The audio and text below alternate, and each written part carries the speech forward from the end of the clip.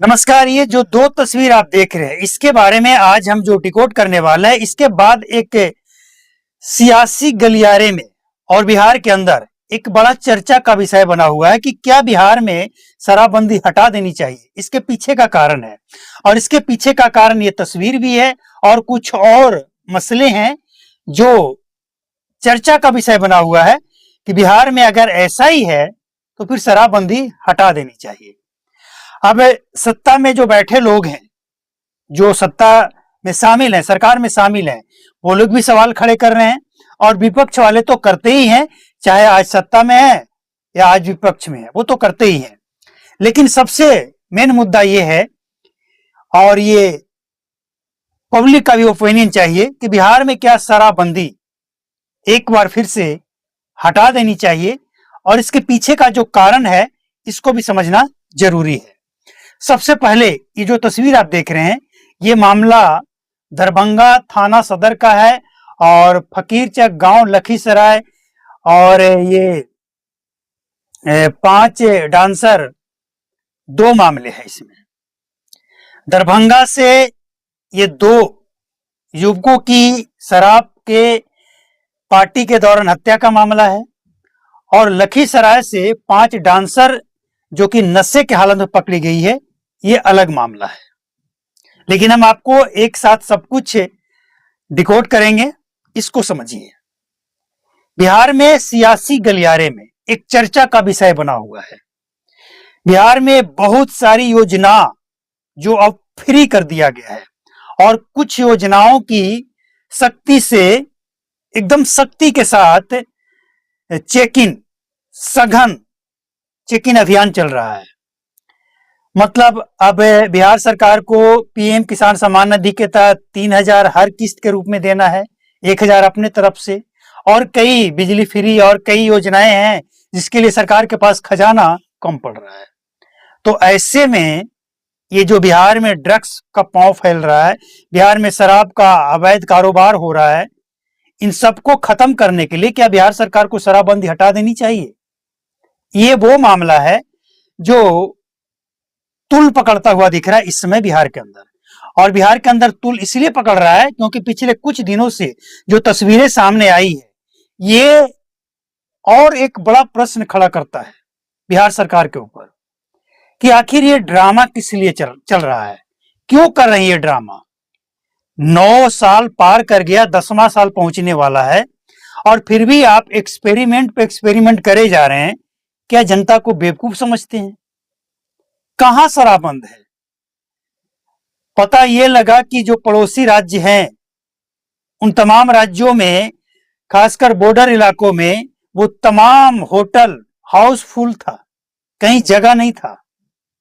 मतलब बिहार का पैसा बाहर आप भेज रहे हैं और बिहार में आपको योजना चलाने के लिए सरकार के पास पैसे ही नहीं है, रेवेन्यू नहीं है।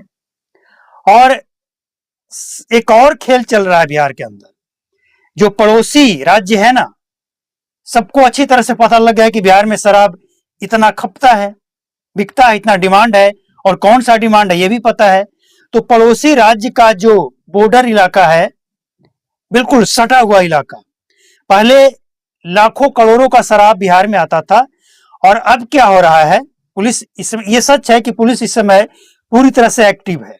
अब ये दिखावा है या ये लंबे टाइम तक रहने वाला ये पता नहीं, लेकिन पुलिस हर जगह एक्टिव है। अब इसको देखते हुए जो तस्कर हैं उन लोगों ने क्या चाल खेला है कि अब शराब का स्टोर पड़ोसी राज्य के बॉर्डर पे रहेगा और जितना डिमांड होगा उतना ही सब्जी वाले थैले में, दूध दही वाले डब्बे में या फिर पार्सल वाले पैकेज में भेज रहा है। मतलब पुलिस की आंखों में धूल झोंकने का नया नया तरीका निकाला जा रहा है।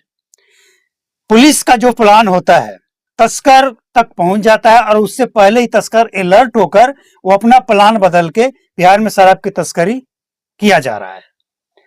अब ये 2 जो दरभंगा से सामने आया है मामला, पुलिस वाले इस तरह के तमाम मामले, चाहे जहरीली शराब से मौत होने का हो या जहरीली शराब या किसी भी तरह का शराब, से जब मौत होती है या विवाद होता है तो पुलिस वाले सबसे पहले पल्ला ये झाड़ने का प्रयास करते हैं कि ये मामला शराब का नहीं है, न शराब पीने का है, न बेचने का है, और न ही जहरीली शराब का है।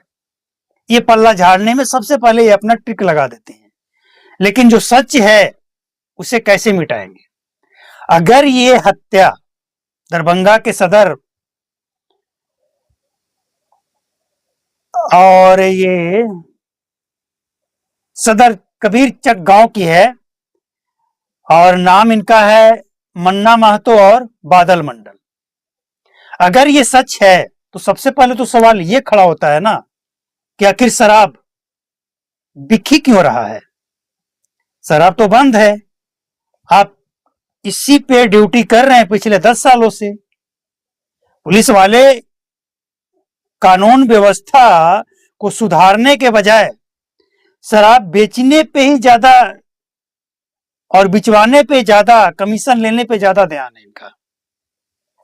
और जहां इस तरह के कांड हुए हो वहां अगर ये कहें कि नहीं शराब का मामला नहीं है तो पोस्टमार्टम रिपोर्ट होता है, गांव वाले वहां जो मौजूद थे उनका बयान होता है, सबको कैसे आप इग्नोर कर देंगे? सबको कैसे आप साइड कर देंगे?